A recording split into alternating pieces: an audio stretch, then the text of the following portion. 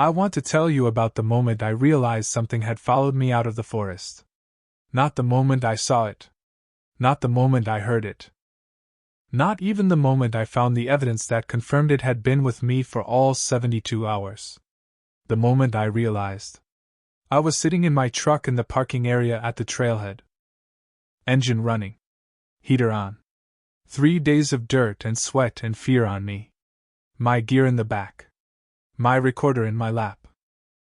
72 hours of audio and footage and photographs from inside the Chequamegon-Nicolet National Forest in northern Wisconsin, one of the largest, most remote, and least visited national forests in the eastern United States. I was sitting there thinking about nothing except coffee and a shower and my own bed. And then I looked in the rearview mirror. At the tree line behind the parking area. 40 feet back from where my truck was parked. And between two massive white pine trees at the edge of the forest, so still it could have been a shadow, so dark it almost disappeared into the dark between the trunks, something was standing. Watching my truck. Watching me leave. I had spent 72 hours inside that forest looking for evidence of what locals and researchers and 3 generations of indigenous Ojibwe people in that region have described as a presence in those trees that predates every map ever drawn of the area. I had found the evidence. The evidence had also found me. And now, sitting in my truck with the engine running and the heater on in the trailhead parking area between me and the tree line, I understood something with a cold and immediate clarity that I had not fully understood during all 72 hours inside. It had known I was there from the moment I entered those trees. It had watched every camp I made, every trail I walked, every piece of evidence I photographed, and every recording I made in the dark. And when I walked out, when I finally crossed the trailhead boundary and reached my truck, it had followed me to the edge of its territory. Not to stop me. Not to threaten me. To watch me leave. To make sure I left.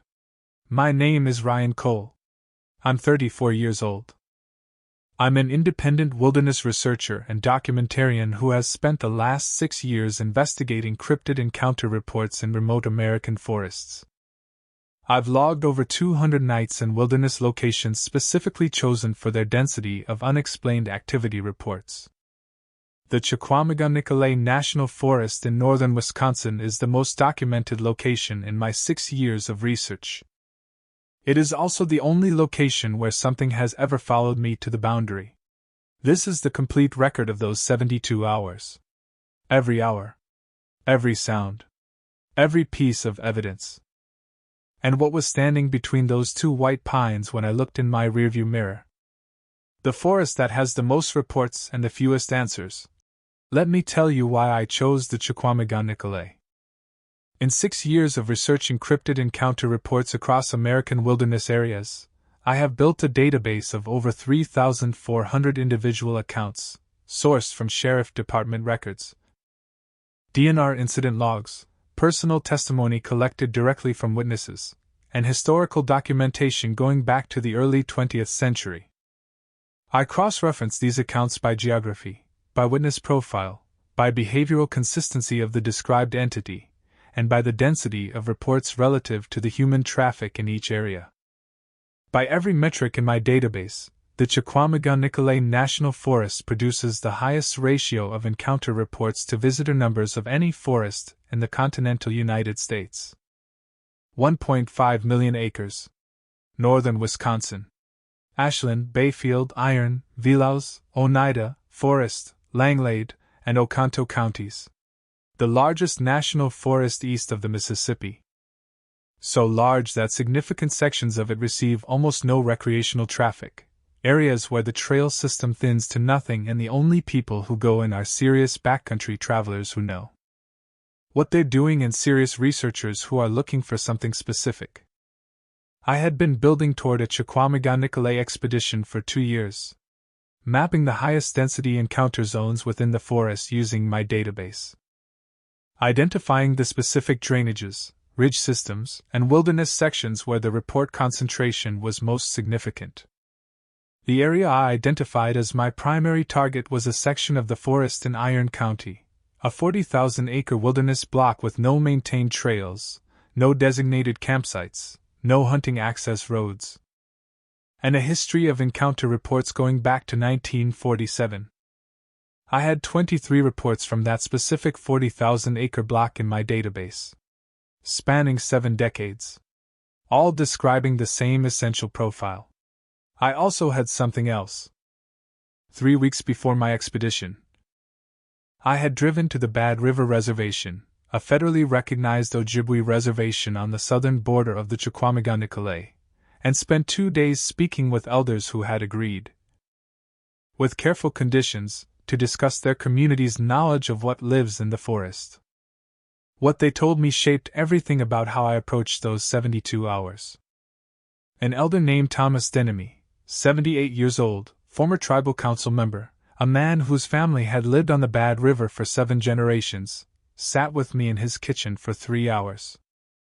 He spoke carefully and with obvious consideration of every word. He told me that the Ojibwe people who have lived adjacent to what is now the Chequamegon-Nicolet for centuries have always known about the presence in those trees. He said their traditional knowledge described it as a being that existed at the boundary between the physical world and something older, not a spirit exactly, not an animal exactly, but something that occupied a category that Western taxonomy has no entry for. He said the traditional guidance was clear: the forest could be entered, hunted, traveled. But certain sections, certain drainages, certain ridge systems that had always been understood as the being's core territory, were to be passed through quickly and quietly and without lingering. He said, the ones who had problems were always the ones who stayed too long, who camped in the wrong places, who made a lot of noise, who acted like the forest was theirs. I asked him what happened to those people. He was quiet for a long moment. Some of them came back changed. Some of them came back with stories they couldn't tell anyone. And some of them, he said, just came back less than they went in. I drove back to my apartment and finalized my expedition plan. I went in 3 days later. Hour 0, what I carried and what I didn't know I was walking into. I entered the Chequamegon-Nicolet at 6:14 a.m. on a Thursday in late September. Temperature at the trailhead, 41 degrees. Sky clear. Wind minimal. Perfect backcountry conditions. What I carried: a 65-liter pack with 4 days of food and water filtration, a high-quality 4-season tent, a sleeping system rated to 15 degrees, a handheld GPS with the forest mapped in full detail, a Sony RX107 camera, a Zoom H6 digital audio recorder, a flow thermal monocular for nighttime observation, 4 trail cameras with fresh batteries and 64 GB SD cards, a fixed-blade knife, a bare canister, a full first aid kit, and a Garmin InReach satellite communicator that I checked 3 times before leaving my truck.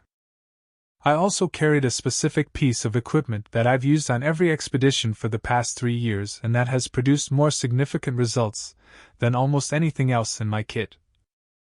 A directional parabolic microphone attached to the Zoom recorder, capable of capturing sound at distances up to 300 yards with extraordinary clarity. What I didn't carry: any expectation of what the next 72 hours would actually produce. Because in 6 years of this work, the forest always surprises you. You plan for one thing and the forest gives you something else. Usually less than you hoped. Occasionally, rarely, in moments that make 6 years of nothing feel justified, significantly more. The trail I followed for the first 4 miles was an unmarked game path that my research had identified as a natural corridor into the Iron County Wilderness Block. It followed a creek drainage upward through birch and maple lowlands before climbing onto a long hardwood ridge that formed the western boundary of the 40,000-acre block I'd targeted. By 10 a.m. I was on the ridge. And by 10 a.m. the first thing had already happened. I want to tell you about it because it was subtle, the kind of thing that an inexperienced wilderness traveler would not have noticed or would have explained away. The kind of thing that 6 years of this work has trained me to register and document immediately without stopping to rationalize. The birds. The ridge I was walking was alive with late September bird activity. Warblers moving south. White-throated sparrows. A pileated woodpecker working a dead elm about 100 yards to my left. Normal, dense, reassuring bird activity that tells you the forest is at ease and the large predators are somewhere else. At exactly the point where my GPS told me I was crossing the boundary into the 40,000-acre block, the specific coordinates where my research had drawn the line of highest report density, the bird activity stopped. Not gradually. Not a slow fading as I moved through the territory of a particular bird. Instant. Complete. The pileated woodpecker mid-drum. The sparrows mid-song. Everything off simultaneously. I stopped walking. I stood on that ridge and I activated my audio recorder and I pointed the parabolic microphone in a slow 360-degree sweep. Nothing. The most complete forest silence I have ever recorded in 6 years of backcountry work. I logged the time, 10:03 a.m. I noted it in my field journal. And I kept walking.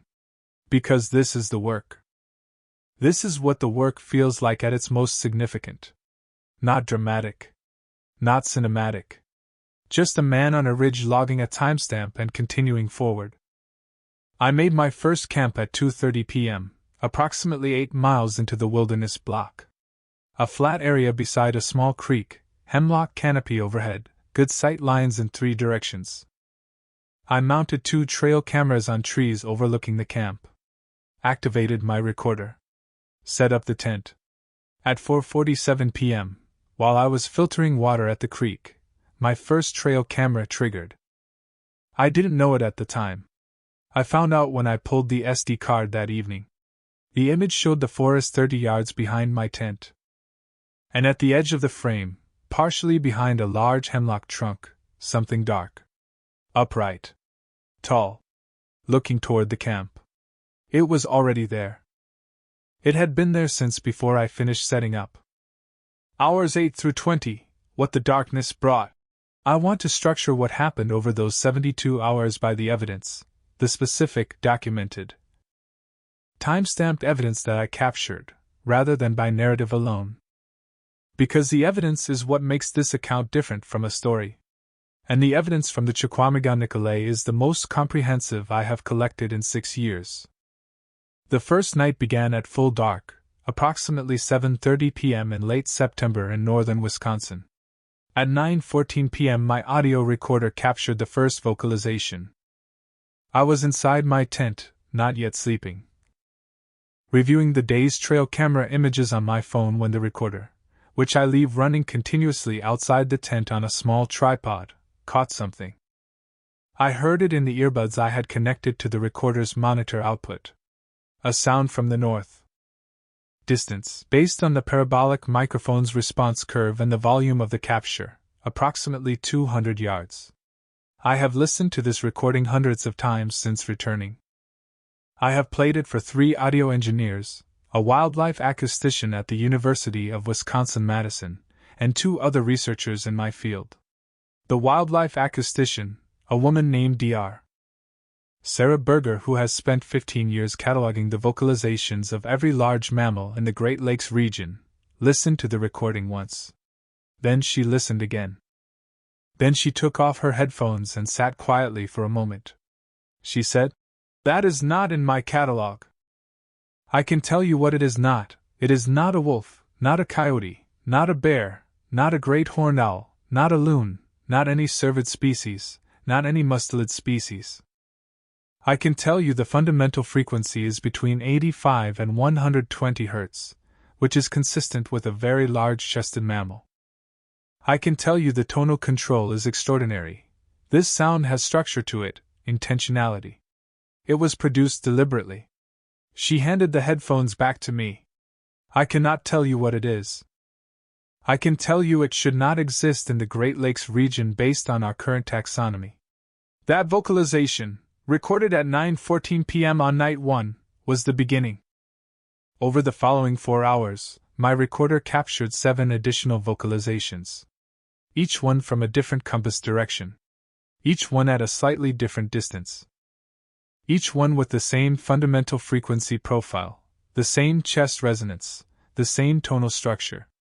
At 11:30 p.m. the pattern of vocalizations changed. They began converging. The sounds that had been coming from north, from east, from varying distances, began coming from the same direction, the northwest, and getting closer. By midnight the vocalization was coming from approximately 80 yards northwest of my tent. And then silence. Total silence. I lay in my sleeping bag with my thermal monocular and my audio recorder running, and I waited. At 12:47 a.m. my second trail camera, the one I had mounted on a tree 45 yards northwest of camp, covering the approach from that direction, triggered. 9 images in a 4-second burst.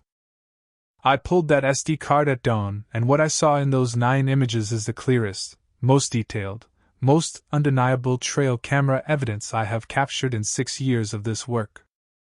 The creature was in the frame in all 9 images. Moving. Not standing. Moving, approaching the camera from the northwest, each image showing it slightly closer, the detail increasing with each frame.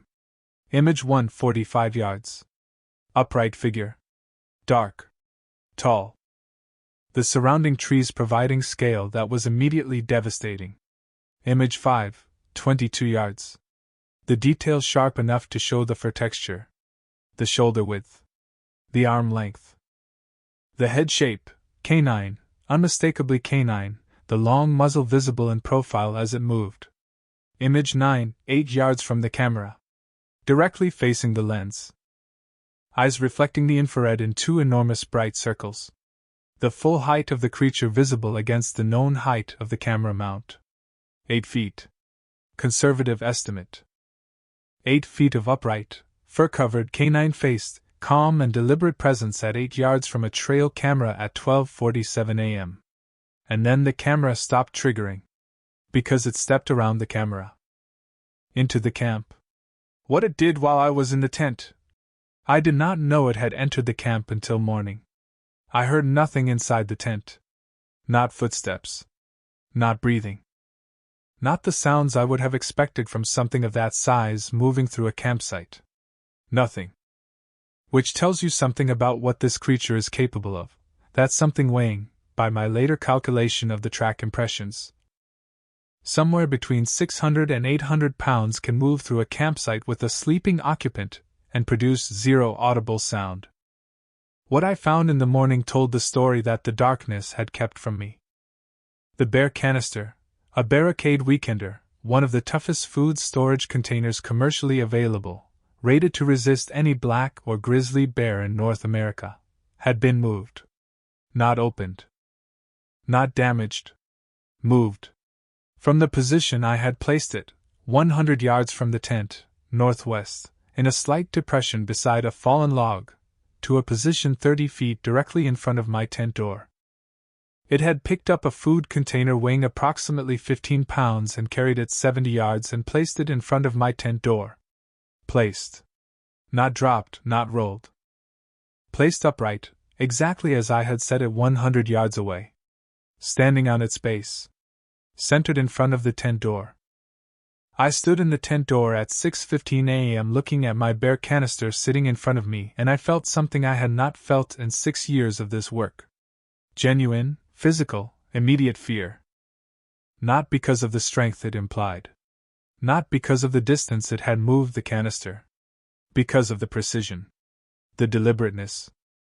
This was not an animal investigating a food smell and accidentally moving a container. This was something that had identified the food container, moved to it, picked it up, carried it to the tent, and placed it directly in front of the door. As a message. The tracks told the rest. A complete circuit of the camp, bipedal, 16-inch prints, 2-inch depth in the soft morning soil. The circuit entered from the northwest, circled the tent twice, visited the position of the bear canister, and then, the tracks of something carrying a load. The impressions slightly deeper, walked to the tent door and placed the canister. Then the tracks returned northwest. Back into the forest. Deliberate. Organized. Intentional. I sat at my camp for a long time that morning. Then I made a decision that I want to explain carefully. I did not leave. I had come into those trees for 72 hours. I had specific research objectives. I had evidence, the trail camera images, the audio recordings, the track impressions, that was already more significant than anything I had collected in 6 years.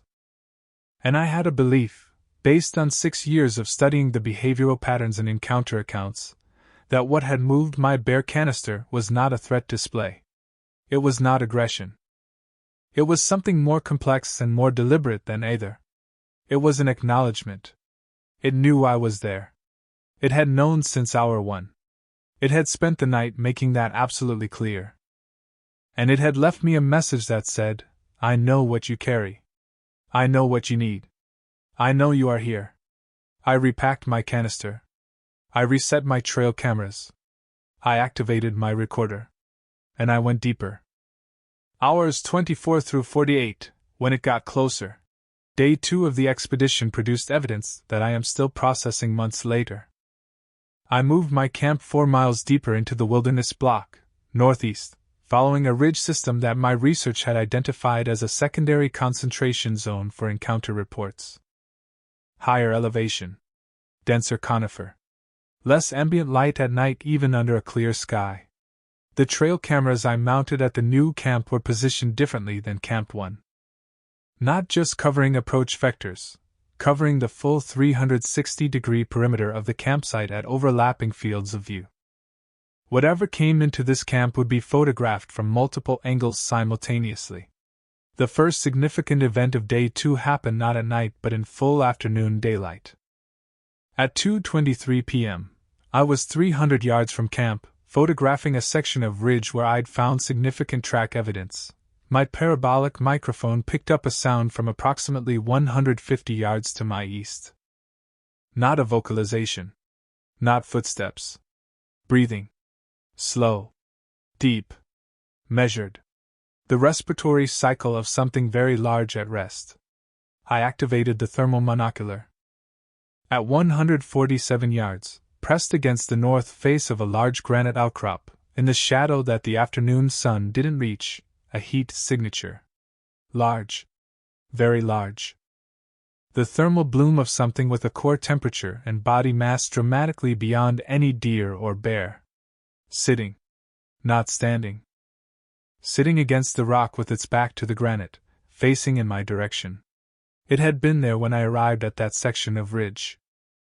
It had been sitting there watching me photograph the track evidence. I watched it through the thermal monocular for 11 minutes. It did not move. It breathed. It watched. Then I made a decision that my colleagues have since called either the bravest or the most reckless thing I've done in 6 years of this work. I raised my right hand. Not a wave. Just a slow, deliberate raising of my right hand, palm outward, in the direction of the heat signature. The heat signature moved. Not away. Not aggressively. It raised one limb. Slow. Deliberate. A response. I stood on that ridge for a very long time after that. The thermal monocular recorded everything.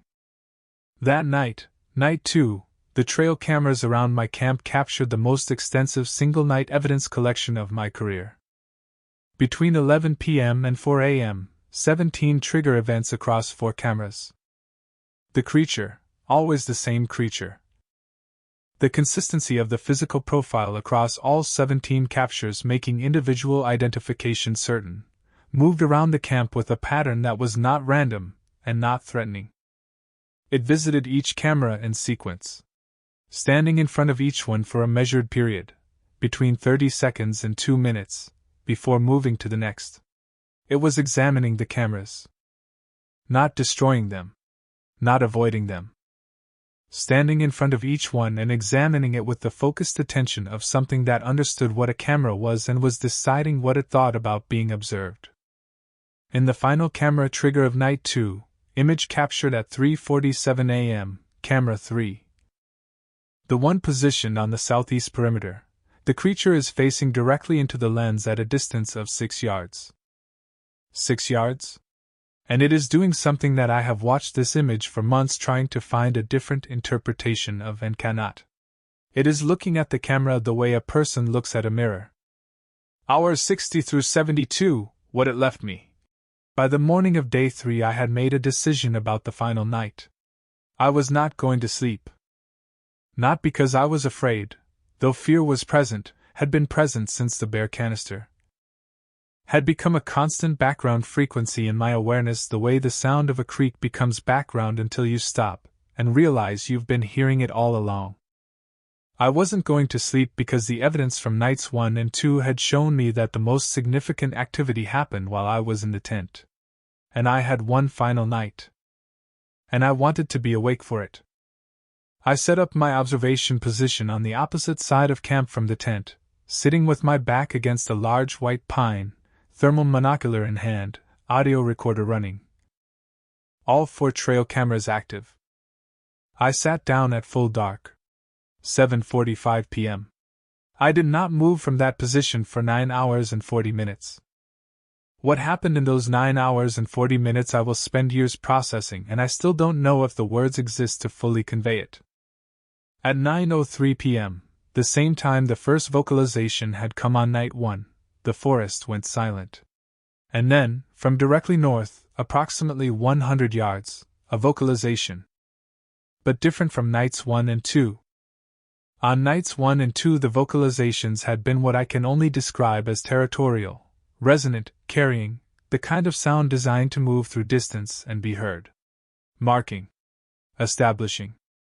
This vocalization was quieter. Much quieter. Not a sound designed to carry. A sound designed to be heard only at close range. A sound directed at me specifically. I raised the thermal monocular. At 94 yards, moving through the forest in a direct line toward my position, not toward the tent, not toward the trail cameras. Directly toward where I was sitting against the white pine, an enormous heat signature. Walking slowly. Without urgency. In a straight line toward me. I want to tell you that I remained calm. I want to tell you that 6 years of this work had prepared me for this moment. I did not remain calm. I pressed my back against the white pine and I held completely still, and I kept the thermal monocular on that heat signature, and I watched it come. It stopped at 23 yards. 23 yards from where I was sitting. And it stood there. For 47 minutes, I have the thermal footage, I have the audio recording. I have the timestamp data. It stood at 23 yards and it was present with me in a way that I have no adequate language for. It breathed. I heard it breathe. Deep and slow and completely calm at 23 yards in the dark. It did not approach further. It did not retreat. It stood at 23 yards and it was there with me for 47 minutes in the third night of the Chequamegon-Nicolet. At 10:41 p.m. it turned and walked back north. Slowly. Without urgency. And the forest stayed silent for a long time after it was gone. At 4:15 a.m., an hour before first light, my camp perimeter trail camera on the north side triggered one final time. A single image. The creature at the north edge of the camp. Facing south. Facing the tent and my position and everything I had set up and everything I had documented over 72 hours. And on the ground in front of it, placed there, arranged there, 2 objects. A large pine branch, snapped cleanly from a tree, laid across the ground. And across that branch, perpendicular to it, a second branch of similar size. A cross. An X. A mark. Arranged on the ground in front of my camp by something that arranged things. That placed my bear canister. That examined my cameras. That stood at 23 yards for 47 minutes. That made a mark on the ground outside my tent on the final night, and then walked back into the trees. I photographed those branches at dawn from every angle. I measured them. I documented the cut surfaces of the breaks, clean, rotational, consistent with something gripping and twisting solid wood with enormous force. And I broke camp. And I loaded my pack. And I walked out. 8 miles back to the trailhead.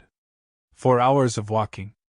And when I reached the parking area and put my pack in the truck and started the engine, I looked in the rearview mirror. And between two white pines at the tree line behind the parking area, it was standing there, watching me leave. What 6 years and 72 hours finally produced. I have spent 4 months since the Chequamegon-Nicolet expedition processing and analyzing the evidence I collected.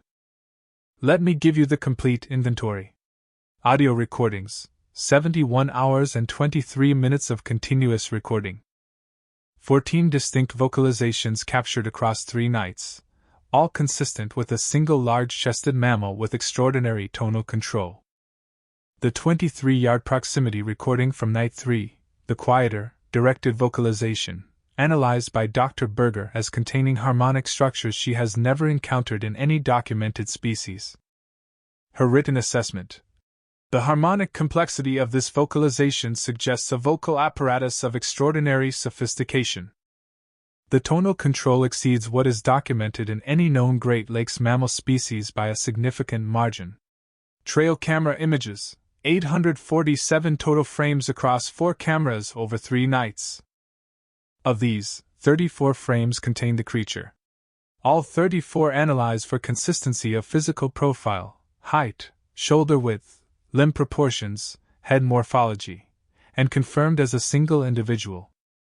Average documented height across all 34 frames, 7 feet 11 inches. Average shoulder width, 36 inches. Thermal footage, 4 hours 23 minutes of thermal monocular recording. The 11-minute daylight observation of the creature at the granite outcrop. The 47-minute night 3 proximity event at 23 yards. A wildlife thermal imaging specialist reviewed the 23-yard footage and estimated body mass at between 580 and 820 pounds based on thermal bloom size and heat output. Track documentation. 23 individual prints measured and photographed across 2 campsites. Average length 15.8 inches. Average width 7.2 inches. Average depth 1.9 inches in consistent soil, indicating average weight consistent with the thermal estimation. Physical evidence. The arranged branch cross photographed at Camp 2. The bear canister displacement documented at Camp 1. 3 additional instances of deliberate object arrangement documented on day 2 that I did not describe in detail earlier. Stones moved to specific positions on the trail I used each morning, in configurations that were not natural and that changed each day. What does all of this evidence say? It says that something lives in the Chequamegon-Nicolet National Forest that is not in any taxonomy. Something large enough and strong enough to move my bear canister and arrange branches and displace boulders. Something intelligent enough to examine trail cameras, to respond to a raised hand, to place a deliberate mark outside my tent on the final night. Something that has been in those trees long enough that 7 generations of Ojibwe people have a traditional knowledge framework for it. Something that let me spend 72 hours in its territory. That watched me work. That came to 23 yards on the final night and stood in the dark with me. And then followed me to the boundary of its territory to watch me leave. Thomas Denemy, the elder from Bad River who had warned me about the sections you don't linger in, called me 2 weeks after I returned. I had sent him a written summary of what I'd experienced. He listened to everything. He was quiet for a while. Then he said, "You were respectful. You didn't take more than you needed. You didn't destroy anything. You paid attention." He paused. "The ones that come back changed are the ones who go in treating the forest like it belongs to them. You went in knowing it didn't." Another pause. "The market left, the branches. In our tradition, that means it saw you. Not just noticed you. Saw you. Understood what you were there to do." I asked him what that meant. He said, "It means you can go back. I have not yet decided if I will." 1.5 million acres. Northern Wisconsin. The Chequamegon-Nicolet National Forest. 40 million people live within a day's drive of those trees. Hikers, hunters, campers, paddlers, tens of thousands of people enter that forest every year. Most of them never encounter anything they can't explain. Most of them stay on the maintained trails, camp in the designated sites, move through the forest in groups, with noise, in daylight. Most of them never go into the 40,000-acre wilderness block in Iron County where the trails end and the old growth begins, and the Ojibwe people have always known that certain drainages and certain ridges belong to something that was there before the forest had a name. But some of them do. And some of those people come back with something they can't explain. And some of those people find me. The 72 hours inside the Chequamegon-Nicolet produced the most significant evidence of my 6-year research career. It also produced something I didn't expect. Not fear, I expected fear. Something closer to understanding. That those trees contain a presence that has survived every century of human expansion into the American wilderness by being older and smarter and more patient than anything we have brought against it. That it knows the difference between someone who comes to take and someone who comes to understand. And that on a cold September morning, standing between two white pines at the edge of a trailhead parking area, it watched me load my truck and drive away. And then it turned around and walked back into its forest, where it has always been, where it will always be, long after the last trail marker rusts off its post, long after the last map of those trees turns to dust. It will still be there, patient, watching, waiting for the next person who stays too long. Thumbs up if this reached something in you, you know what to do. Bell subscribe, I am going back. The follow-up expedition is already planned. Speech balloon, have you spent time in the Chequamegon-Nicolet? Drop everything below. I want to know what you heard.